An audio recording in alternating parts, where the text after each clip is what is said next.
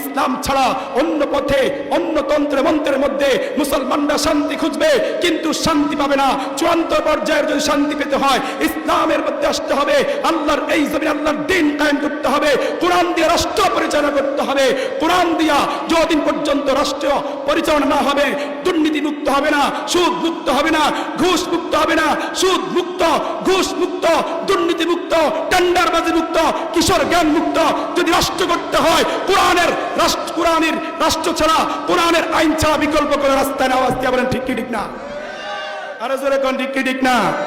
মুহতারাম হাজরিন, বলতেছিলাম আজকে আমরা শান্তি চাই, সফল হতে চাই, কিন্তু সফলতা কোন পথে আছে আমরা সেদিকে যাচ্ছি না। কোরআন কেমন কিতাব?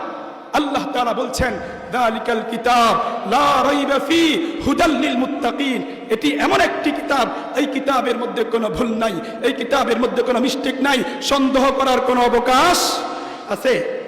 আছে? মুহতারাম হাজরিন, পেপার পত্রিকার নিউজের মধ্যে ভুল থাকতে পারে, মন্ত্রী পরিষদের সিদ্ধান্ত ভুল থাকতে পারে, হাইকোর্টের রায় ভুল থাকতে পারে, সুপ্রিম কোর্টের সিদ্ধান্ত ভুল থাকতে পারে, টিভি চ্যানেলের নিউজ ভুল থাকতে পারে, কিন্তু আল্লাহ পাক রব্বুল আলামিন যা বলছেন শতভাগ সত্য।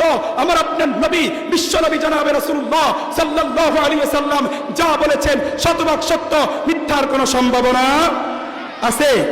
সারা পৃথিবীর নিউজের মধ্যে ভুল থাকতে পারে, পেপার পত্রিকার নিউজের মধ্যে ভুল থাকতে পারে, আল্লাহ যা বলছেন আমার আপনার বিশ্ব নবী জনাবে রাসূলুল্লাহ সাল্লাল্লাহু আলাইহি ওয়াসাল্লাম যা বলছে তার মধ্যে কোনো সন্দেহ, মিথ্যার কোনো অবকাশ, মিথ্যার কোনো মিশ্রণ